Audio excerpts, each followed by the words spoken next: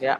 So hello everyone, and a very warm welcome to the today's webinar, the shift to hybrid learning in higher education. And with hybrid learning most likely to remain a driving force even after the pandemic, I think today we are joined by higher education leaders and experts to point to a range of best practices and technologies that they think will help make such efforts effective. So. Thank you so much, experts, for joining. The first speaker that we have is Professor Rajita Kulkarni, who is the president at Sri Sri University. So, Professor Rajita is a successful banker turned educator and a best-selling author, a global thought leader, and a transformational leadership coach. She is currently holding the following positions, which is apart from the university, she is also the president at World Forum of Ethics in Business.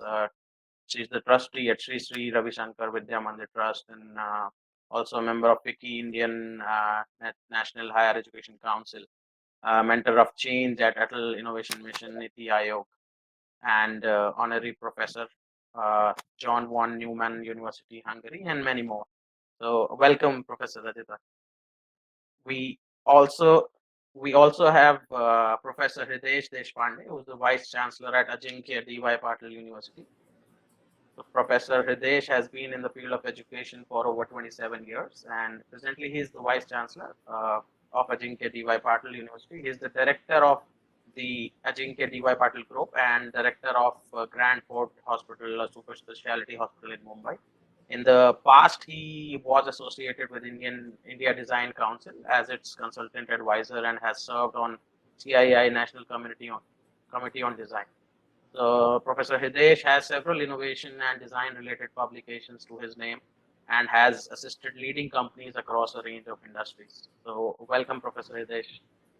Thanks for taking your time.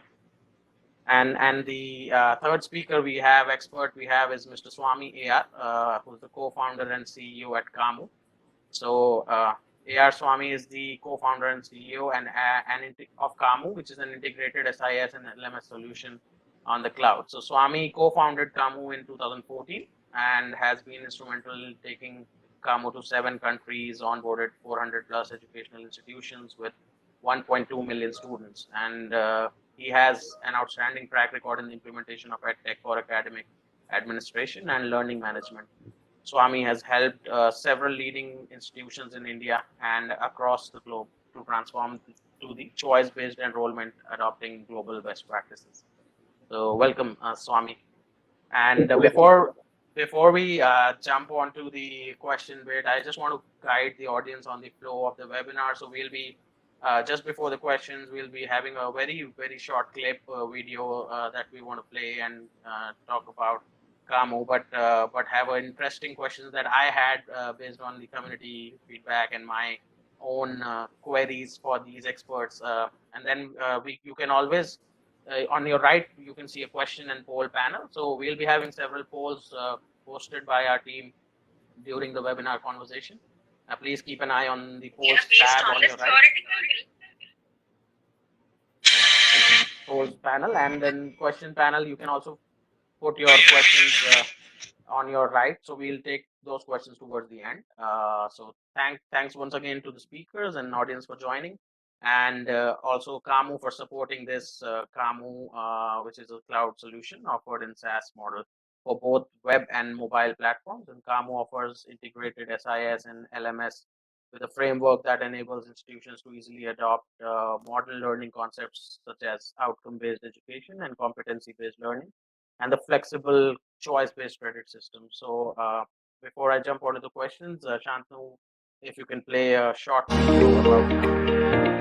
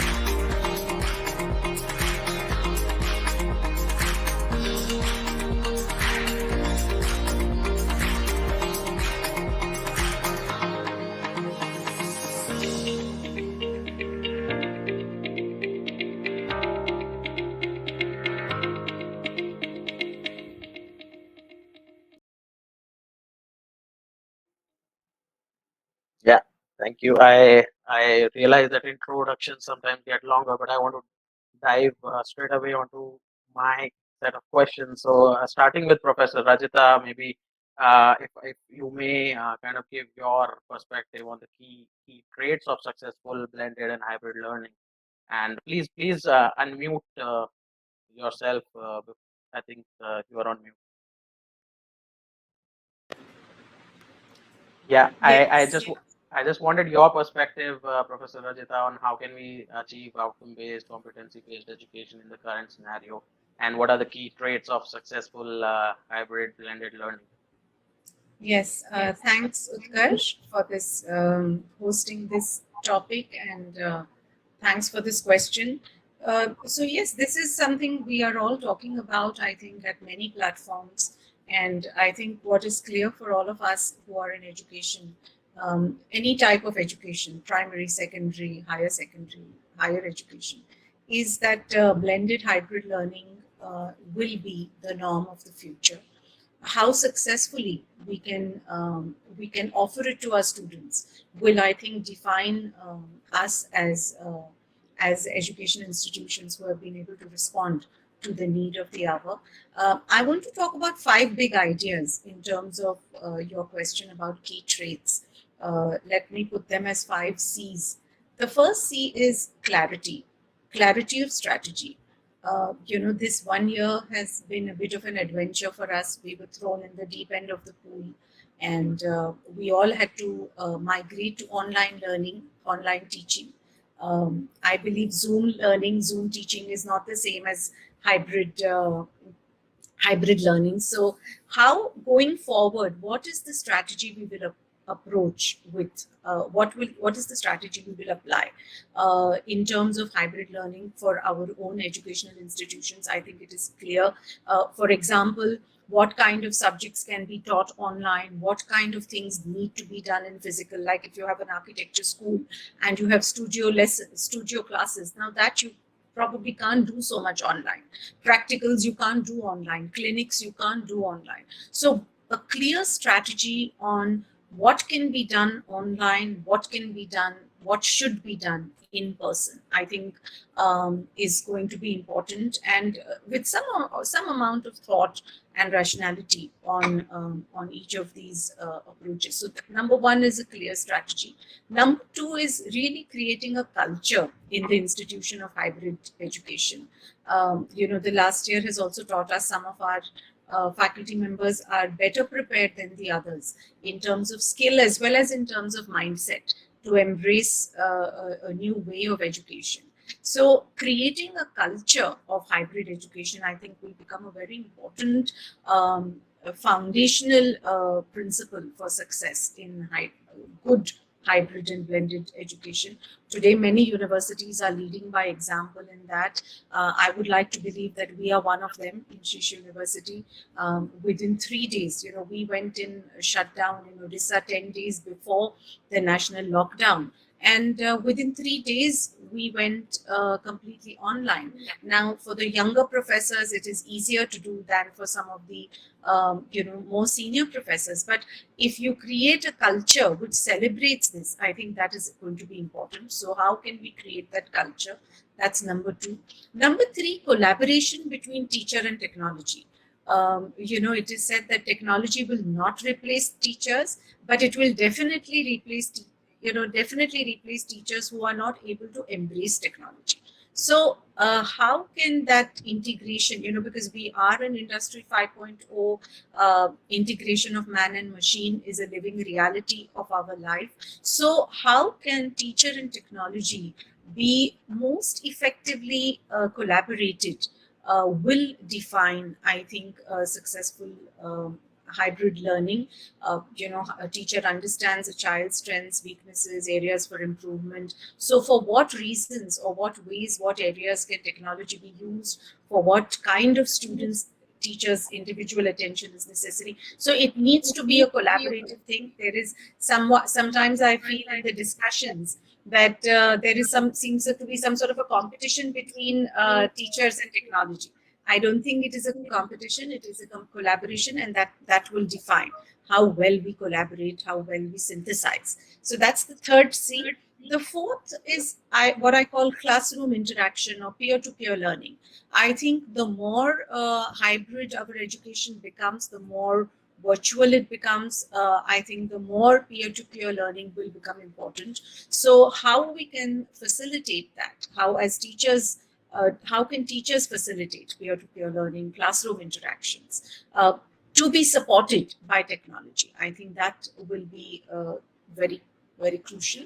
And lastly, the fifth C I want to say is centricity of the learner, keeping the learner at the central core of all decisions. So our students are our main stakeholders. So how can we create a hybrid learning model which really responds to their aspirations, their dreams, their capabilities? You know, we have to make learning enjoyable as much as employable. You know, this last 1 year has taught us the importance of mental health, happiness.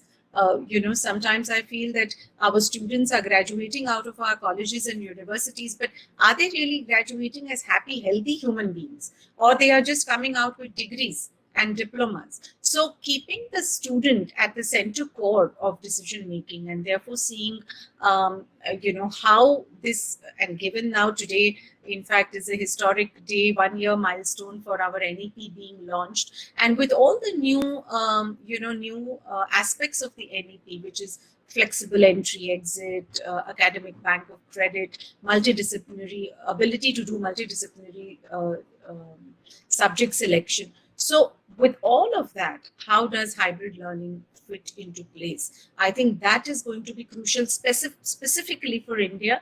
And given the fact that India has a very, very distinct sort of demarcation, urban, rural population, this year also we saw some of the rural area universities could not do online because of lack of access to, you know, to internet and to digital capabilities. So keeping the student at the center core will be a very critical factor. So these are, to my mind, five big principles that we need to always keep in mind, and that will define whether our hybrid learning model is successful or not. No, awesome. I think definitely great insights, and I like the way you put making it enjoyable and employable. So I think both are equally important, and I think the institutions who are giving importance to both are the ones who are leading the way.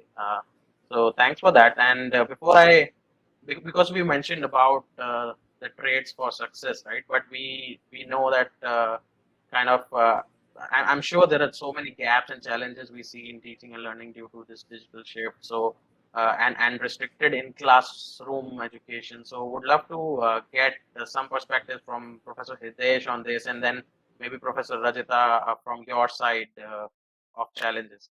So thank you, Utkarsh, and thank you, Mr. Swami, for having me here on this platform. Uh, I think before we start talking about this hybrid learning, and I think we have to distinguish first of all between teaching and learning. So teaching is giving, learning is receiving.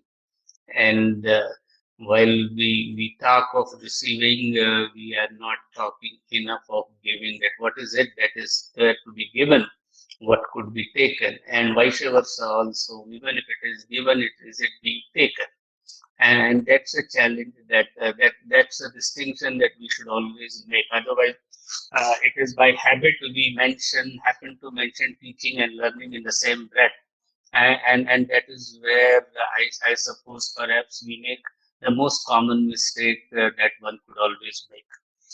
If you look at it, since early Gurukul days, teachers have worked with their students in shared physical spaces. Being in shared physical spaces enables us to have a shared focus of attention, what researchers would call as common ground.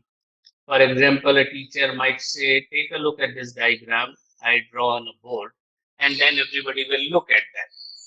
This allows everyone to move the diagram from a shared physical space of the classroom into the shared mental space.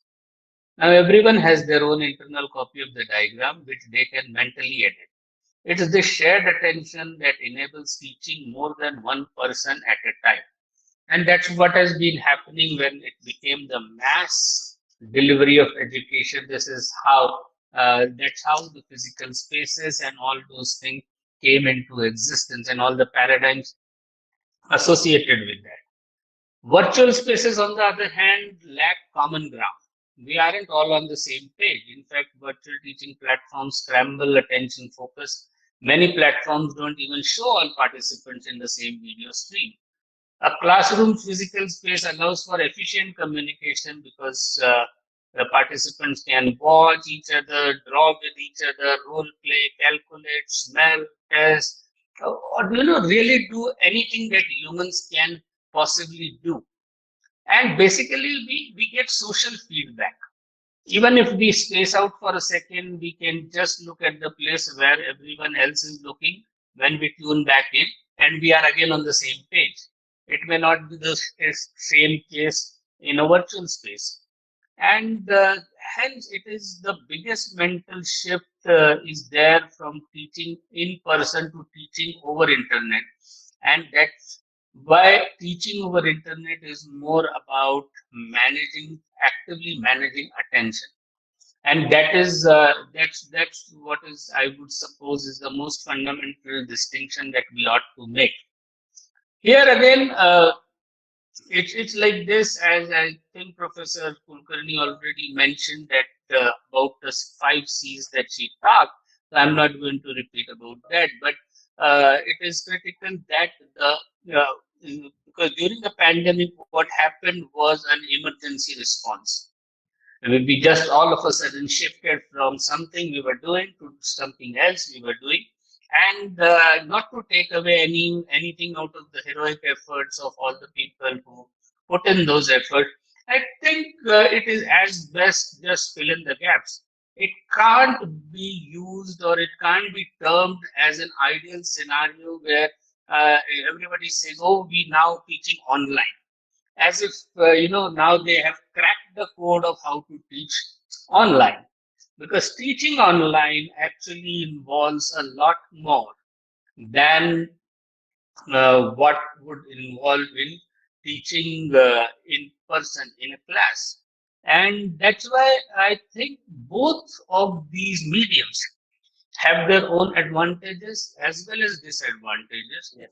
One needs to rationalize these advantages, actually, then cull out the disadvantages of each medium and get the best of the two worlds to come together in a seamless, integrated manner.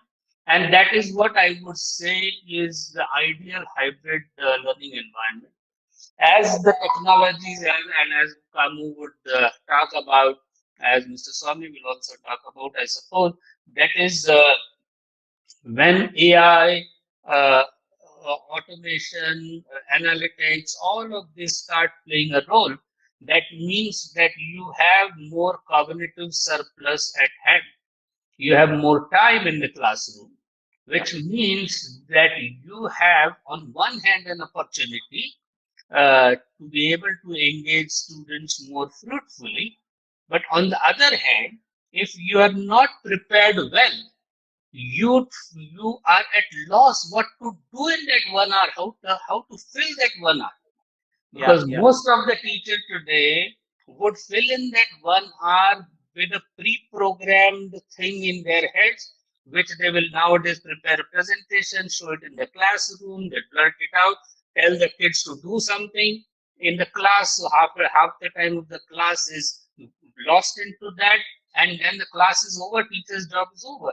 Now, for such a teacher, this kind of a technologies and this kind of a technological intervention is going to mean a death knell for them, because they won't know what to do in this 1 hour.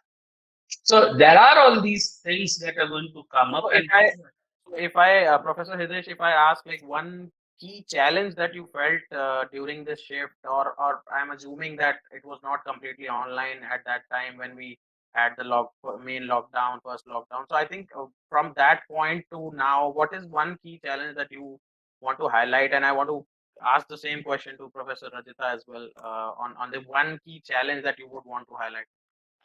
The key highlight is that entire learning design has to be altered when you shift to online. And when I say entire learning design has to be shifted, that is, you need a learning methodology that is more intentional and dynamic. You have to construct a range of collaborative activities such as discussions, live polling, breakout groups, debate, all of these things so that you continue to garner the attention of the student.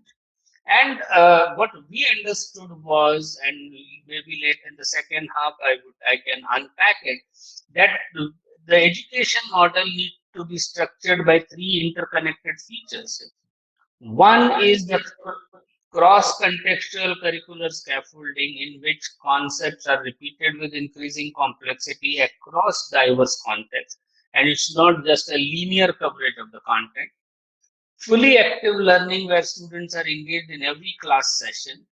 And finally, the systematic formative feedback and assessment, and not much reliance on the summative assessment. This is the three elements that we felt that are essential for this model to become more successful. Got it. So we also have a poll for the audience to understand the primary challenges. So I would urge everyone to kind of just give their inputs there. But Professor Rajita, was this the same challenge that you felt was the biggest challenge, or anything that you would want to highlight here from your university's perspective? Um, yeah, actually, Dr. Deshpande spoke in quite detail about the challenges, and most of them are universal. I think one of the biggest things that I won't call it a challenge, but what will definitely need our attention is capacity building for our faculty and teaching staff. Because all for life, we have been used to teaching in a certain way. We have been used to master our teaching methodology based on a physical space of the classroom, and which has its own dynamics of interpersonal communication, relating to each other. The personal dynamics of a physical classroom are totally different, and our teachers have over the years mastered themselves on that. So now if you have to master yourselves on a different approach and a different way of teaching, I think that is something that all of us universally will have to focus on. We will have to help build that capacity of our teachers. That's definitely number one. Number two, again, that has been a challenge. Some ways it was overcome, but I think in India specifically, access to the digital networks, access to Wi-Fi, access to internet is a big challenge. In some of the conferences when we speak to vice chancellors or leaders of rural universities, they share in great detail how much difficult it was for them to go online, just simple online, forget totally hybrid, but only online. So that in our country, I think specifically will remain an area to be addressed, at least in the coming few years. Thirdly, I feel, from a student's perspective, I think that's a bigger discussion we need to have. A lot of us have been talking about, in this era. Just few days ago, for example, Elon Musk gave an interview where he was asked that if you would you look for degrees while hiring or for skills, and very loudly he said that if the people have the relevant skills, I don't care much for degrees. So in that move to skill-based employability, I think is very high. Yesterday, Utkarsh, I was reading a McKinsey report where they polled managers and leaders, and 70% of them said that they will no longer hire long term for roles, but they will hire short term for skills. So if you just have a few skills, multi-skilling, I am a big advocate of that. Actually, Gurudev Shri Ravi Shankarji often advises students to develop multiple skills. So even if you choose one line of education, you build skills in other fields, and which is what the NEP today is also pushing from a multidisciplinary point of view. So from a student's perspective, how much of what we are offering will stay in its entirety relevant in maybe not the year or next, but in the coming decades is something for all of us as educators, I think, is a positive anxiety. Today the EdTech and Mr. Swami is here. EdTech is disrupting education like FinTech is disrupting banking, and health tech is disrupting the entire healthcare system. So we cannot not be cognizant of that. Why shouldn't a student do a few modules of, for example, Coursera, and if that is enough for him to become employable, that disruption in the thinking is happening and will happen more. So how will that affect our overall offering of education, hybrid or physical?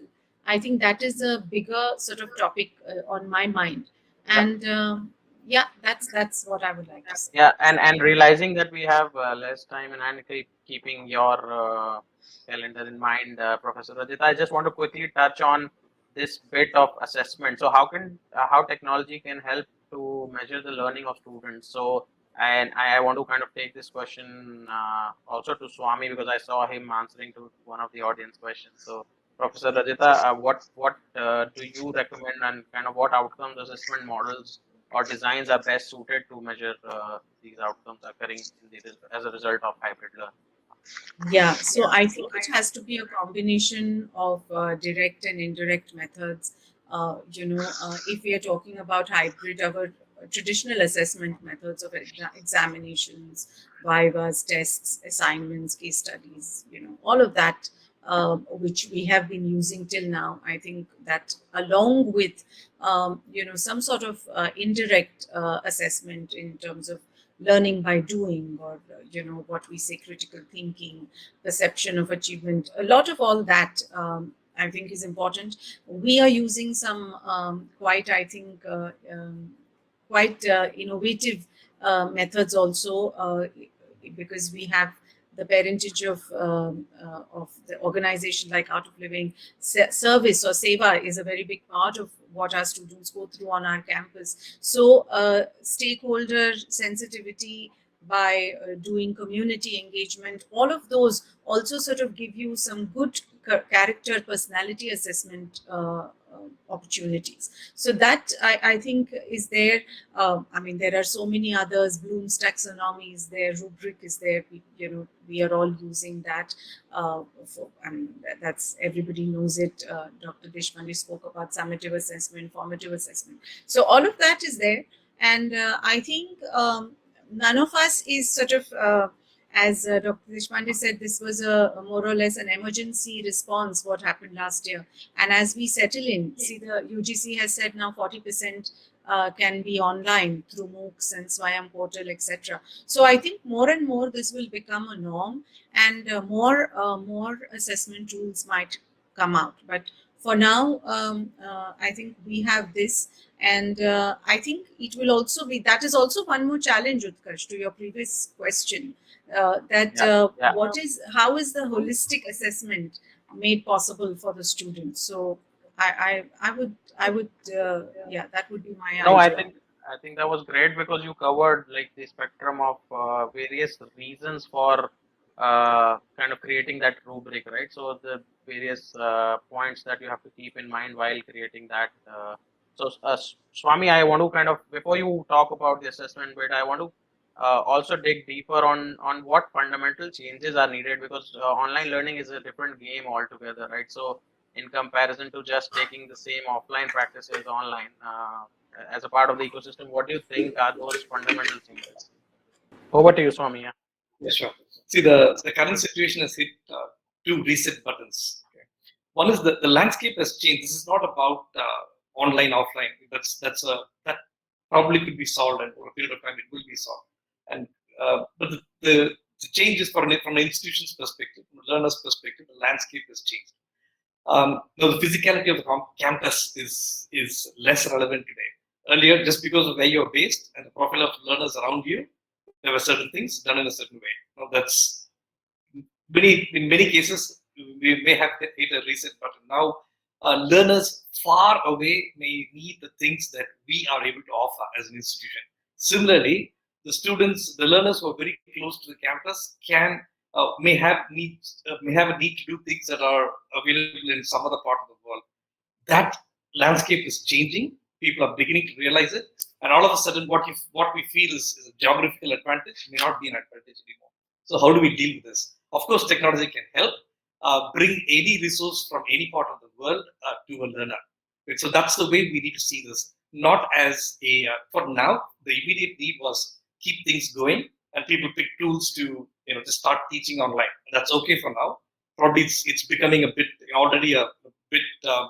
There's a bit more pressure to look at the bigger picture now. So I feel that's a big change. So we've got to re-strategize our pedagogical approach, our curriculum delivery approach, and make it a bit more integrated with the landscape. So that's the first, the two recent buttons. I think that's the first one. The second thing is the content that we use. Okay, is probably some are catching up. Some have always been online for years together, and they may have digitally relevant content. I think we have a real major push towards making the content interesting and deliverable, making the content good enough to deliver, online teaching. And like Professor Kulkarni pointed out, certain things that just cannot be done online. So the hybrid approach is about the what should be done online and what should be done on campus, and what to be done online needs to be naturally online. I think the content needs to be looked at. And how do you improve content? It just doesn't happen magically. You can't hire you can, but it's not sustainable. Hire a content company, explain the concepts to them, and build content. That's not going to be sustainable. Then it's about naturally preparing, from the chalk and board methodology. Start thinking naturally digital and build your content. I think these are the areas we need to currently focus on. The tools themselves are there. They've been used for various purposes like meetings and stuff. I'm sure the tools may have to improve where it needs to. That will catch up. But I think these are the two important things, Urkesh. Get it.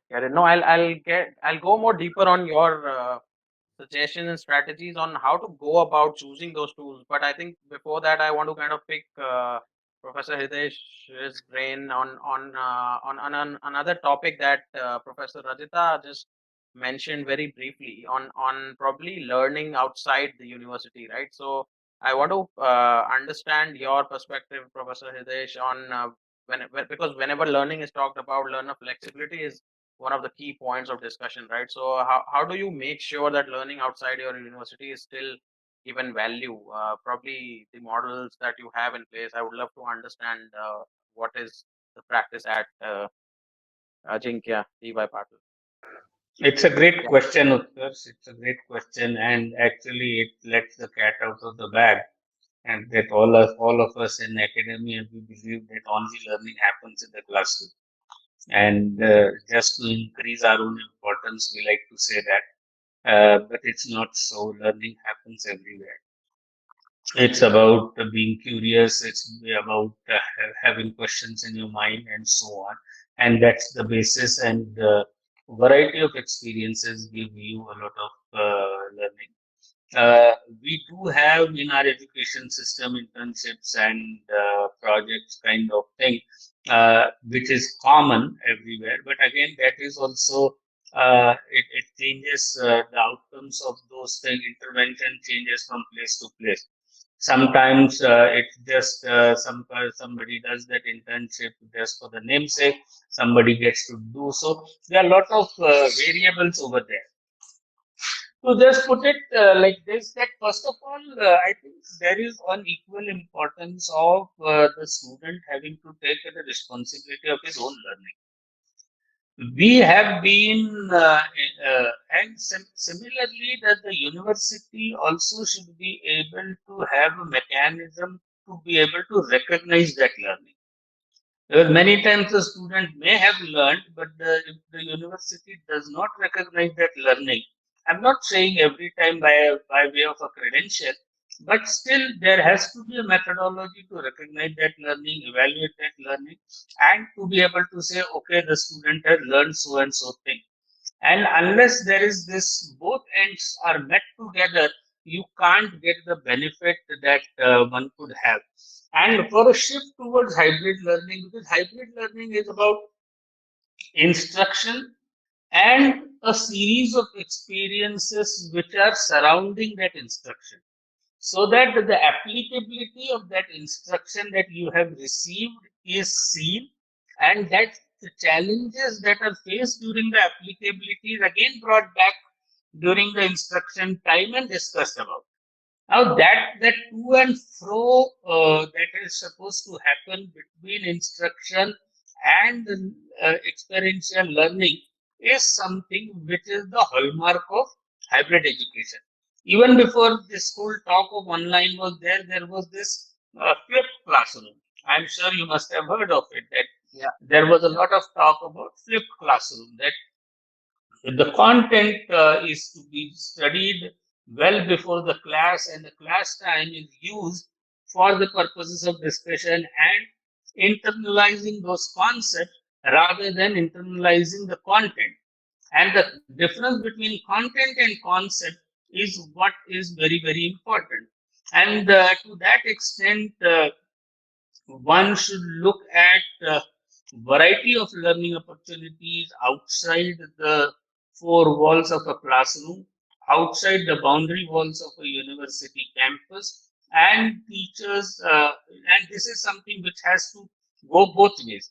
On one hand, teachers are supposed to or expected to create those opportunity spaces for the student, and on the other hand, the students are supposed to make good use of it and rather not go and bide their time away when they are asked to do something.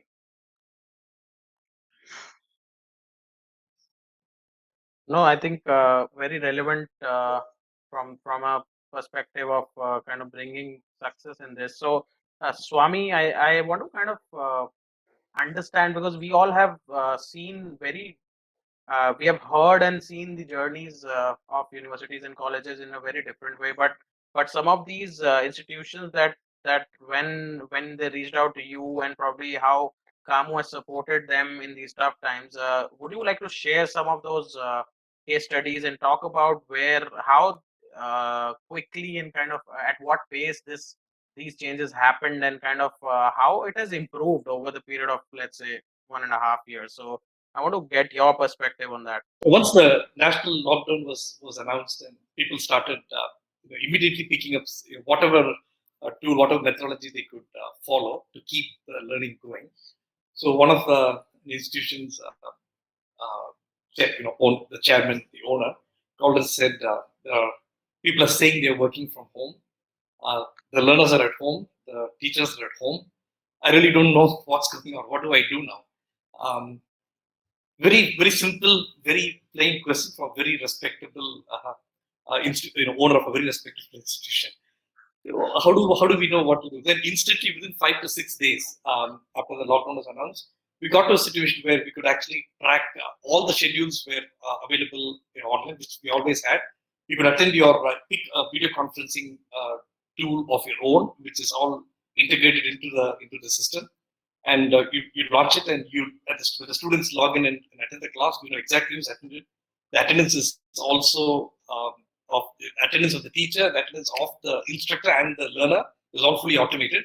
And in their mobile app, they could just see what's going on today. There've been 3 or by department, how many lectures have been done, completed, and how many students are attending, or students finding it, are enough students actually attending the class stuff, and our teachers are able to conduct. Initially, there were issues with lack of internet connectivity, lack of proper devices and stuff. So that information enabled the institution to take actions, speak to the learners why they're not attending, then they realize what the problems are, and then again keep working through that. So that gave a platform to really understand how things are being adopted, rather than otherwise it's all hear and say, and we just have to believe comments of from people who probably just had limited information. So that was one major impact we believe we could cause, and that was a major rollout. And within about a month's time, we could touch more than about 200, 300 odd institutions with that ability. We just got automated with very limited effort. So that's one example. That's one example that just comes top of my mind among many other little simple things. Yeah, which would have some similarities as well. I think, Yeah, assuming the issue was common, right? So yeah, no, thanks for setting that context also, because I think, in spite of my conversations, I've seen that it has been very different for different set of people and institutions, right? So I think that's a challenge. I think we can pick few questions from the audience before and also because we know that Kamu is an expert in campus management, offering a wide range of tools. So being one of the leading companies in the space, they offer latest news, tips and tricks, and more about the domain. So if you want to kind of show your interest in signing up for their regular updates, just respond to this poll that we have in the poll panel. So there are some interesting questions, Professor Hitesh and Swami, on the right side. I want to pick some of them. We already covered on the assessment bit, but there are few people who are talking about from India, and I think I saw one from Philippines. So there are many students coming from rural areas and who do not have the internet connection yet. So how this will be helpful? So I want to get both the perspectives, one from an institution side where this is a challenge, and one from a edtech provider side where this is a challenge. So probably starting with Professor Hitesh, if you want to. Yeah, can you just quickly again point to the very element of your question? Yeah, so they are trying to understand that because internet connection is a barrier in Okay, certain. okay, Yeah, okay. I yeah, think so. My first of all, a very frank opinion, and thereafter a slightly measured one. The frank opinion is, I think we make too much out of this unavailability of internet. At least in India, we have seen that the internet connectivity has improved drastically with good speeds and all that. One might have still a lot to be desired, but I believe, to my understanding, India still has the lowest cost of internet anywhere across the world, and availability is good. Yeah, certain pockets, certain geographies, and all that there would be, but I don't see that is a common challenge. It's a unique challenge limited to certain geography and certain pockets within a geography also. So that's the first and foremost part. So cost and access, because if WhatsApp can reach everywhere, I think the learning can also reach everywhere. If the internet connectivity for Facebook is there, I think the internet connectivity for learning is also there. Plus, there are a lot of these solutions that are there which operate on low bandwidths now. Unlike the Skypes of the yesteryears, which used to take a very high bandwidth proportion, now it does not take that much to do a Zoom or even, let's say, a Livestorm or WebEx or things like that. So that's the thing. And secondly, hybrid learning or any, I mean, I'm just assuming a post-pandemic world. And in the post-pandemic world, the choices we make are a element of the resources that we have at hand. Now, naturally, if a resource of, let's say, the internet connectivity is not there, then I would suppose then it would not mean much to talk to hybrid learning per se. But so that way, it's not like hybrid learning is forced upon someone, and then you are saying, okay, this is forced, and but I can't do because of the lack of these things. So there are two ways to look at it. One is find the ways and means to get the connectivity into that region and that pocket, or otherwise design a learning experience which is based around the available resources that are there. got it, got it. Swami, anything you from your perspective you want to add? I think Dr. Deshpande just covered it all, but the same this applies to pretty much any situation. For example, you take the mobile phones. 20 years, 25 years back, we couldn't have waited for every mobile infrastructure to have been fully laid out before we introduced the phones. So it's a process where there's a need, then the infrastructure will catch up and things will fall in place. So we are far better than where we were 10 years back, and things will continue to evolve. So I think that happens. But from a learner's perspective, there are it's two ways. Now let's say there's some people who are significant at a disadvantage because of lack of internet, while people in the urban areas are rapidly progressing. Now let's take that scenario. But also the other side. The fact is, if you're connected, you have more options. That's the fact. However, once you sort out their problems or of getting the connectivity or finding a period of time where they have connectivity, they can quickly catch up rapidly on what they couldn't on the learning that needs to be done and get credited for it and earn their degree much faster now compared to the traditional model where you never had an option. You had to go with that set program. But now those things have changed. So you can go acquire specific skills you need and do it at whatever pace you like. So those are things that are opening up now. Yeah, so I think one scenario is like no internet at all, and then there's low bandwidth. So I'm sure companies like yours or even others are keeping that in mind while creating those solutions. Sure. Yeah, got it. Those can be done to a certain extent, but you just need that one message to go through at least, right? You need some infrastructure. True. There's a common question around learner attention, right? So Santosh Joshi and Ayushi Sundrial, she also talks about like the learner behavior and learner management in the virtual space. So would any one of you want to take that? How we can kind of make sure that they are uh, attentive as well? I can take it a bit.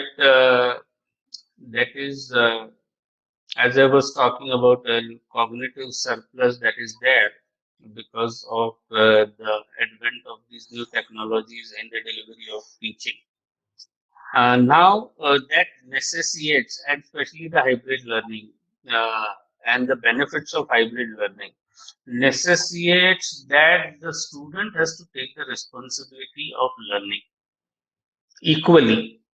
And unfortunately, in most of our cases, it was like this, and especially in India, that it is the job of the teacher to teach. I will just learn. That is, and then you get common complaints that I didn't get notes, I didn't get this, I didn't get that, and all that.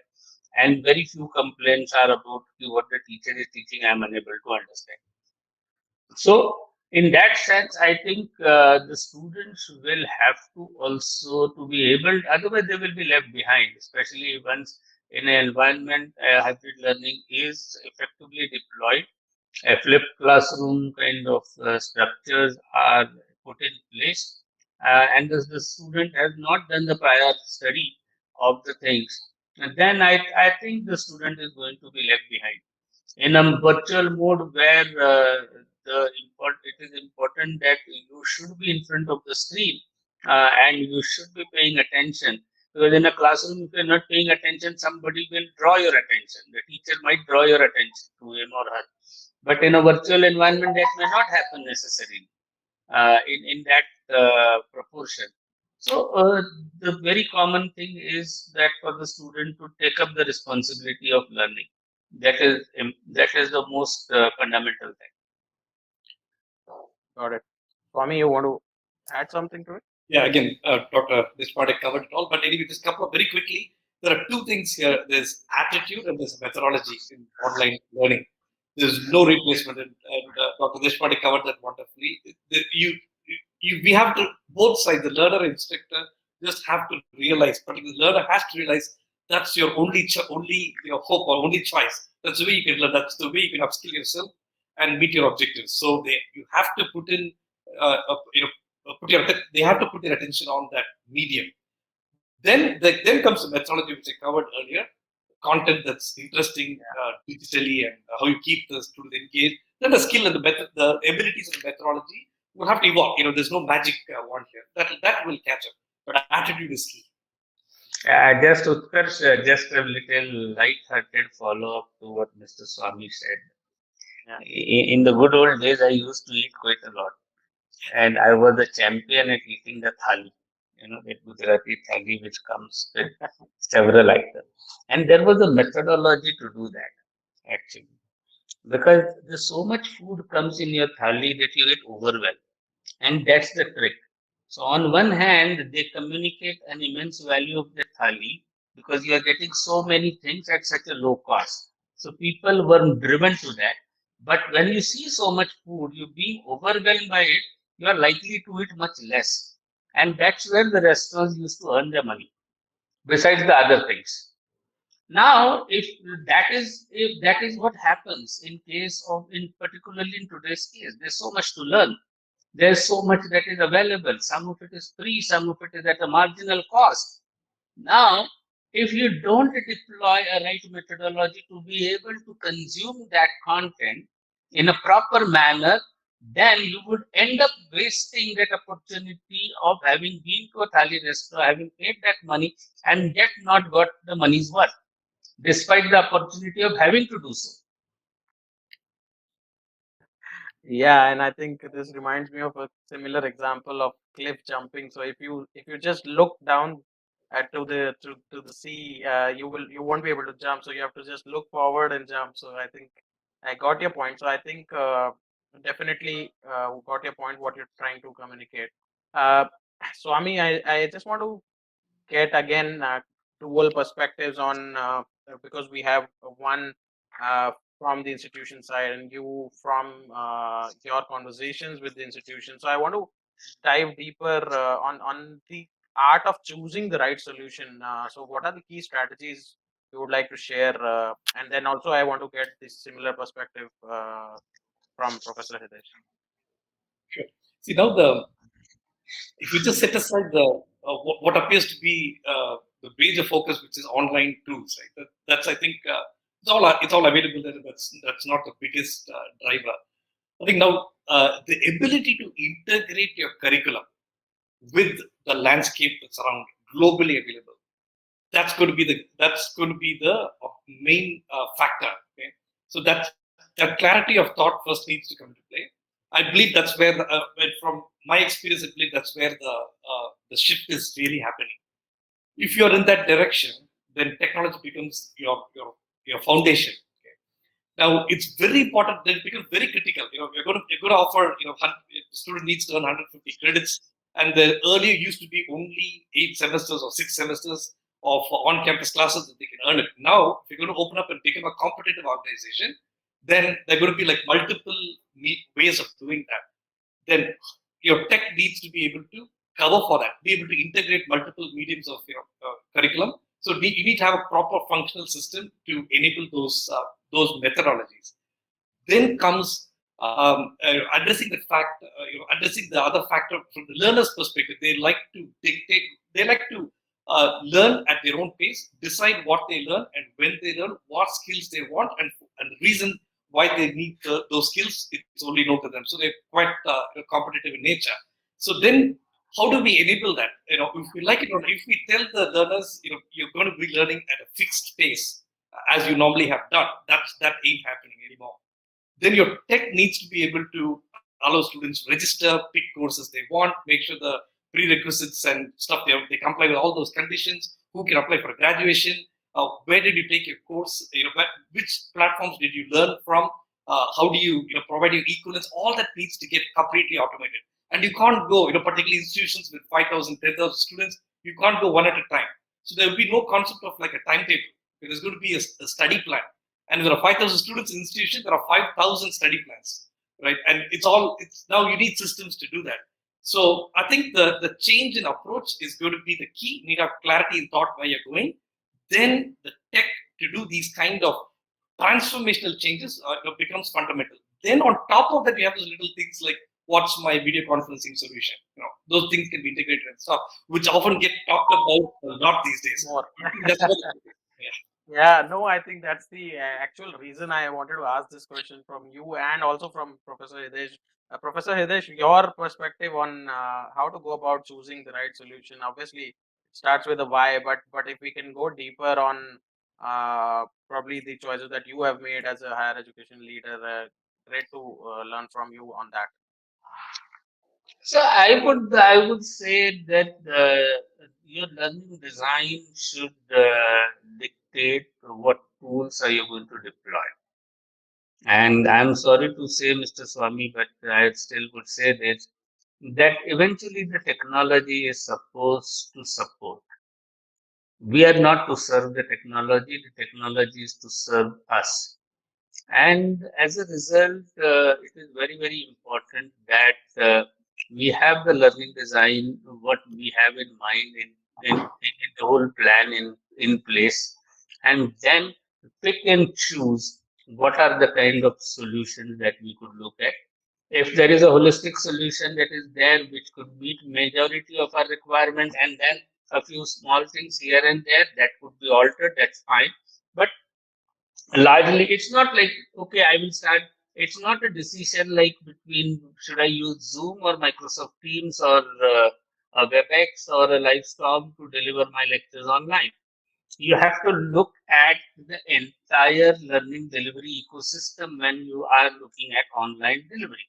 So that right from the credit registrations to your effective teaching, learning, the learning management system, the ERP, all of these things will have to come in unison in accordance with your learning design. And that is what I would very, very importantly say. At the same time, I must emphasize also the importance of technology, because many of these things, when we imagine those as a part of learning design, are not manually doable. To imagine that we would be able to do it manually is actually defeating the very purpose with which we are starting. So you need the technology support. And in that sense, while the starting point might be a learning design, but the equation does not get complete without the technology deployment and the appropriate technology deployment to meet that.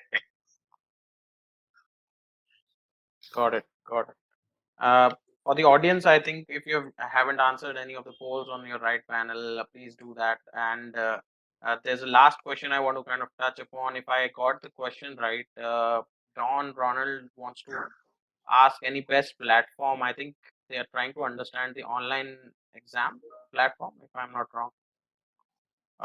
Anyone that you would like to suggest? Um, I couldn't see the question. Is it like asking for a good online a suggestion for good online assessment platform? Examination. Yeah. Okay. So obviously, we do that, and we do very well, and we've done 2 million assessments. But there are a whole lot of the tools out there, and there are each one comes with benefits. But we do have. So happy to touch base with the person who asked the question. We can share some more details via email. I'm sure we have the registration details, right, Utkarsh? Yeah. Of course. Yeah, we'll get back. Sure. I think. Do you, and if you want to have a kind of a demo, I think we have spoken a lot about the tool itself, but if you want a demo on the Kamu tool, do kind of enter this in the poll on your right and kind of request for the same.